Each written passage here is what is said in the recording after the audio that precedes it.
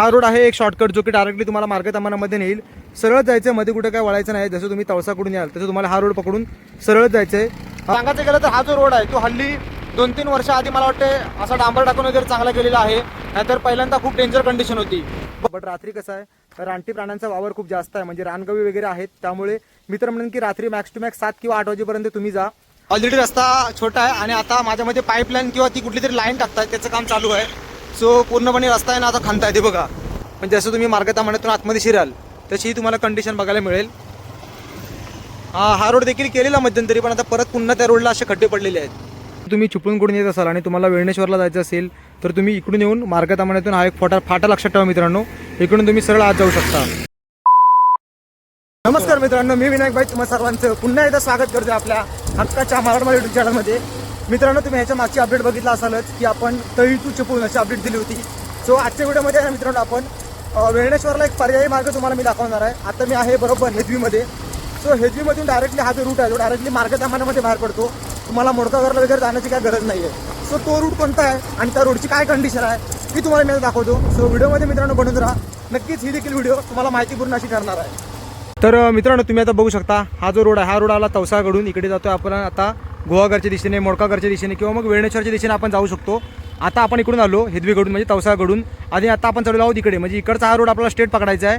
मग आपण डायरेक्टली मार्गतामानात देखील जाऊ शकतो किंवा मग तुम्हाला पुढे जायचं असेल तर पुढे देखील जाऊ शकता गुहागरच्या दिशेने. सो चला आता आपण ह्या रोडने सरळ जाऊया. तर मित्रांनो, तुम्ही आता बघू शकता या ठिकाणी मी आता उभा आहे, म्हणजे आता आपण आलो तवसाकडून आणि आता इकडे आतमध्ये रोड चाललेला आहे आणि हाच रोड गेला आहे सरळ तिकडे पुढे गुहागरला जायला. सो आता आपण इकडून चाललेलो आहोत. हा रोड आहे एक शॉर्टकट जो की डायरेक्टली तुम्हाला मार्गतामानामध्ये नेईल. सरळ जायचं, मध्ये कुठे काय वळायचं नाही. जसं तुम्ही तवसाकडून याल तसं तुम्हाला हा रोड पकडून सरळ जायचंय. आता ह्या रोडची कंडिशन काय आहे ती तुम्हाला आता मी थोडक्यात दाखवणार आहे पुढे. अजून तरी रोड म्हणजे जामसूतपर्यंत वगैरे तरी ठीकठाक आहे रोड, पण त्याच्यानंतर रोड देखील हा म्हणजे थोडा ऑब्वियस आहे, गावातून जातो त्यामुळे कच्चा आहे. बट एक पर्यायी मार्ग कोणता आहे ना, म्हणजे वेळणेश्वरला यायला, हिदवीला यायला, तर तो हा रोड आहे. सो आता आपण ह्याच रोडची अपडेट बघणार आहोत एकंदरीत, जेणेकरून तुम्हाला देखील हा जो रोड आहे तो माहिती पडेल नंतर जर कधी येणार असेल तर. सांगायचंच गेलं तर ह्या रोडने जर तुम्ही सरळ गेलात तर तुम्हाला खूप लेंदी अंतर पडतं. म्हणजे इथून तुम्ही जाणार मोडकागरला, मोडकागर नंतर मग तुम्हाला परत गुहागर रोड अटॅच करून मग तुम्ही मग पूर्ण असं फिरून मग मार्गतामानात याल. कुठेतरी माझ्या मते 20 ते नक्कीच 15 ते 20 किलोमीटरचं अंतर आहे ना मित्रांनो, तुम्हाला ह्या रोडने गेलात तर कट होणार आहे. सो हा रोड रात्रीचा रिस्की आहे. तुम्ही जर दिवसा गेलात तर काय हरकत नाही, बट रात्री कसं आहे, रानटी प्राण्यांचा वावर खूप जास्त आहे, म्हणजे रानगवी वगैरे आहेत. त्यामुळे मी तर म्हणेन की रात्री मॅक्स टू मॅक्स 7 किंवा 8 वाजेपर्यंत तुम्ही जा. आणि जर त्याच्यापेक्षा रात्री जात असाल तर 4 व्हीलर असेल किंवा मग मोठा ग्रुप असेल तर ठीक आहे. नाहीतर एकटे असाल तर अजिबात जाऊ नका, कारण रानटी प्राणी ह्या भागामध्ये खूप आहेत. सो चला मित्रांनो, आता हा जो रोड आहे ना तो आपण धरूया. सो आता तिथून पुढे आलात की तुम्हाला पुन्हा एकदा असे रोड लागतील 3. मग तुम्हाला पुन्हा एकदा उजव्या साईडला वळायचं आहे. म्हणजे हा रस्ता सोडायचा नाही आपल्याला, प्लेन पुढे पुढे जायचं आहे. अजिबात कुठे रस्त्यामध्ये वगैरे काय असेल तर सोडायचं नाही आहे, अगदी सरळ रस्ता धरायचा आहे. त्या रोडने आता मी चाललोय ना, बघू शकता. मी कसं आहे, ज्या ठिकाणी चुकण्याचं वाटतंय त्या ठिकाणी मी जास्त करून तुम्हाला दाखवतोय. बाकी काय रोड अगदी प्लेनच आहे, रोडचा काय विषय आहे नाही. आणि गावातून रोड चाललाय त्यामुळे असा आखूड आहे. तर आता आपण अजून एका पुढे चौकाजवळ आलेलो आहोत. तिथे तुम्हाला मोठं असं एक म्हणजे असं पोस्टर दिसेल. पोस्टरमध्ये त्यांनी असा एक खांब बनवलेला आहे, त्याच्यावर सर्व काय गोष्टी आहेत ना त्यांनी डिटेलमध्ये लिहिलेल्या आहेत, त्या तुम्हाला मी आता शो करतो. हे बघा समोर बघू शकता मित्रांनो, वेळणेश्वर 5 किलोमीटर, वेळणेश्वर 6 किलोमीटर, जे की आता आपण चाललोय तो रूट. मार्गतामाने उजव्या हाताला बघू शकता चिपळूण 45 किलोमीटर तिकडे उजव्या हाताला. जर तुम्ही तिकडून येणार असाल तर मग तुम्हाला पुन्हा एकदा ह्याच रोडने असं आतमध्ये यावं लागेल आणि इकडे सरळ गेलात पुढे ह्या साईडला सरळ, तर मग तुम्ही तिकडनं असं गोल राऊंड मारून पिंपर मार्गे मग तिकडे याल. सो तुम्हाला आता जायचं असेल चिपळूणला तर मग आपल्याला आता पुन्हा एकदा राईट घ्यायचं, मग आपण चिपळूणच्या दिशेने बाहेर पडू. सो चला मित्रांनो, प्रवास आहे ना तो कंटिन्यू करूया.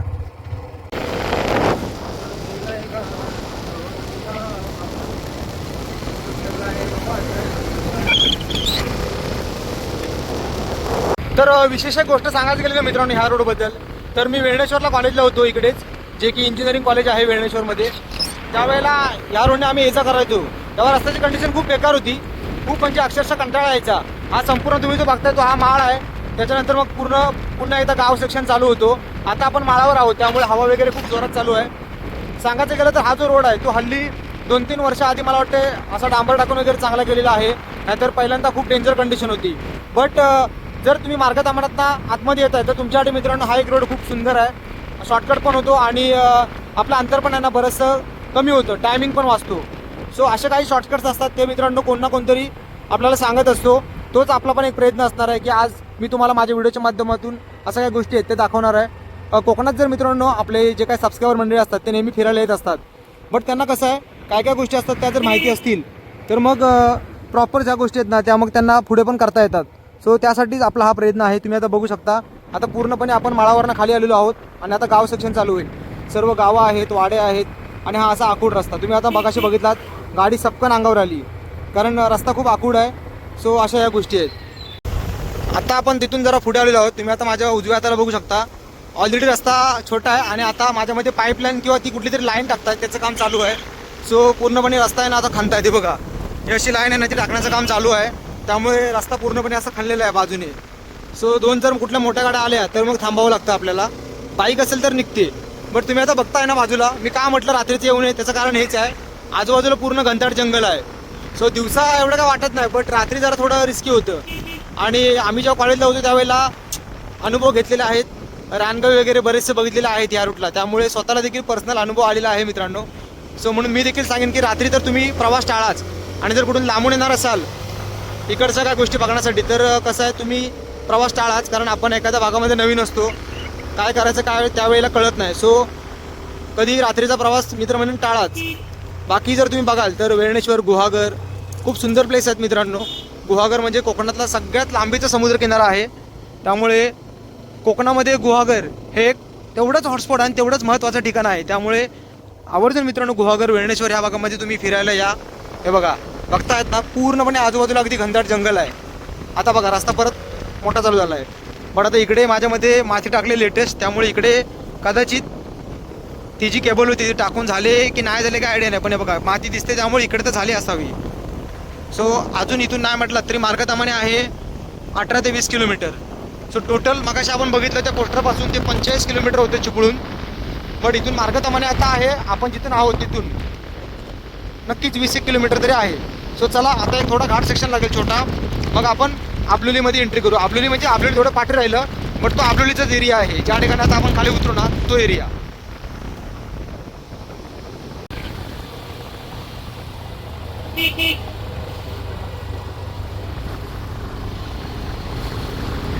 सर पूर्ण अगदी असं हे लाईनचं काम चालू केलेलं आहे, खूप मोठ्या प्रगतीपथावर काम चालू आहे. बरं झालं ही तरी एक अपडेट आपल्याला कळाली. हे बघा हा आता उतार आपण उतरतो ना, तुम्हाला मगाशी म्हटलं ना हा उतार आता आपण उतरलो की मग हा जो एरिया आहे तो आहे लगभग आबलोलीचा एरिया पकडतो. हा बघा ते लिहिलेलं आहे आबलोली 19 किलोमीटर, सॉरी 11 किलोमीटर. इकडे जायचं आता आपल्याला चिपळूण 35 किलोमीटर. हे बघा आपली एस टी गुहागर, आबलोली, सावर्डे. आणि खूप मोठ्या प्रमाणामध्ये मित्रांनो इकडे तिकडे डेव्हलपमेंट झालेली आहे. कारण ज्यावेळेला आम्ही कॉलेजला होतो त्यावेळेला यायचो ना खूप डेंजर परिस्थिती होती रस्त्यांची तिकडे इकडे, आणि आता जर तुम्ही बघाल तर खूप डेव्हलप झालं आहे. हे बघा जिकडे तिकडे म्हणजे जागेमध्ये बऱ्याचशा लोकांनी झाडं वगैरे लावून कुंपण वगैरे टाकलेलं आहे. सो खूप भारी आहे.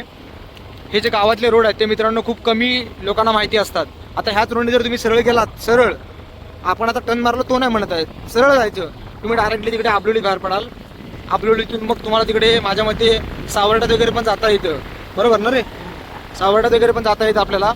आणि इथून आता आपण सरळ गेलो की अजून एक राईट आहे, तो मारला की मग सरळ धरायचं, मग परत पूर्णपणे अगदी मार्गातामान येईपर्यंत काय हालायचं नाही. हे बघा दिसलं असेल तुम्हाला तो ग्रीन कलरचा, हे बघा पोल, त्याच्यावर सगळी इन्फॉर्मेशन दिलेली आहे. शृंगाळ ते 10 किलोमीटर. याच रोडने जर तुम्ही सरळ गेलात तर डायरेक्ट तळीमध्ये जाल, जी खूप मोठी बाजारपेठ आहे गुहागरमधली. हे बघा आता इथून आपल्याला राईट मारायचं आहे, मग आपण सरळ जाणार मार्गतामानेमध्ये आणि इथून सरळ गेलात की जाल तळीमध्ये. त्यामुळे बरेचसे असे आतमध्ये हे रस्ते आहेत ते तुम्हाला मी आता दाखवून ठेवतोय. जर कधी येणं झालं तर आवर्जून मित्रांनो तुम्हाला या व्हिडिओची हेल्प होणार, एवढं मात्र 100%. रस्ते असे छोटे आहेत, जरा काळजी घ्या गाडी चालवताना. वारंवार सांगतोय मित्रांनो एकच गोष्ट, कारण खूपच रस्ते आखूड आहेत, टर्निंग जागेवर आहेत, झाडं आहेत, त्यामुळे समोरचं काही विजिबल होत नाही. सो ती एक तेवढी काळजी घ्या गाडी चालवताना आवर्जून. बाकी रस्ते तुम्ही बघता आहातच, थोडे चांगले थोडे खराब, थोडे चांगले थोडे खराब, ह्या गोष्टी आहेतच. एनिवे काय विषय नाही, गावातून जाणारा रोड आहे. ह्या रोडबद्दल आमचं तेवढं असं मत नाही की बाबा चांगला व्हायलाच पाहिजे, झाला तर उत्तम, बट ॲटलिस्ट जो गुहागर रोड आहे आपला मुंबई गोवा हायवे आहे तो तर झालाच पाहिजे, कारण तिकडे कंटिन्यू वाहतूक चालू असते, कंटिन्यू. हे कसं आहे ऑप्शनल रोड आहेत. आणि मेन म्हणजे कसं गावात राहणाऱ्या लोकांसाठी मित्रांनो हा एक आहे ना रस्ता केलेला आहे. हा असा ऑफिशियल म्हणजे कोणता म्हणजे पर्यटकांसाठी वगैरे असं नाही आहे. गावात जे लोक राहतात त्यांना मार्केटपर्यंत पोहोचण्यासाठी म्हणजे सिटीपर्यंत पोहोचण्यासाठी मित्रांनो हे असे रस्ते केलेले होते. हे बघा क्वालिटी तर खूप बेकारच आहे आता झालेली आहे रस्त्यांची अक्षरशः. बट ठीक आहे, चालायचं काय हरकत नाही. गावातले माणसं आहेत बिचारे सांभाळून घेत आहेत. बट इकडे देखील लक्ष देणं फार जास्त गरजेचं आहे. कारण गाव आहे, गाडीला जर इथं काय झालं तर जवळपास काहीच नाही, ना गॅरेज आहे, ना कोणता हवावाला आहे, ना कुठला पंक्चरवाला आहे. कारण इथून बघाल तर मार्गतामाने आहे खूप लांब तळी आहे, जवळजवळ 10 ते 11 किलोमीटर. सो जवळपास काहीच नाही मित्रांनो. त्यामुळे इकडे हा जो रोड आहे तिकडे देखील लक्ष देणं फार जास्त गरजेचं आहे असं मला देखील वाटतंय. बाकी एकदम आजूबाजूचा तुम्ही जर बघाल ना म्हणजे वातावरण वगैरे खूप सुंदर वातावरण आहे. ह्या रोडने मला प्रवास करायला खूप भारी वाटतं नेहमीच. मस्त अगदी हिरवगार वातावरण आहे. कुठे पाहिजे तिकडे तुम्ही थांबू शकता आरामात. हां, आणि अजून एक काय काय ठिकाणी रेंजचा प्रॉब्लेम आहे मित्रांनो, त्याची एक थोडी काळजी घ्या.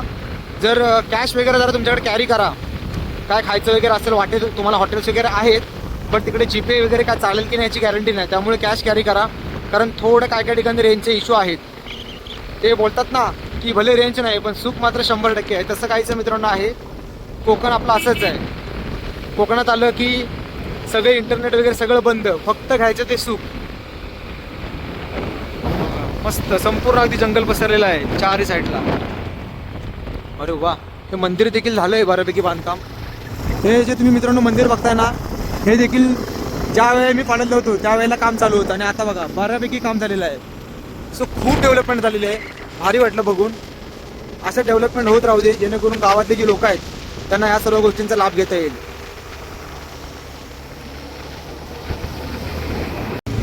आता आपण अनुभवलेलो आहोत जवळजवळ मार्गतामानामध्ये. हा एक टर्न टाकला की आपण मार्गतामानामध्ये पोहोचू.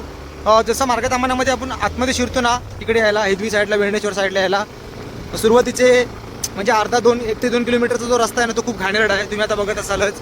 खूप म्हणजे खूप बेकार रोड आहे. त्यानंतर मग 10 ते 12 किलोमीटर पुढे चांगला आहे, परत मग बेकार आहे. बघा तुम्ही आता बघत असालच.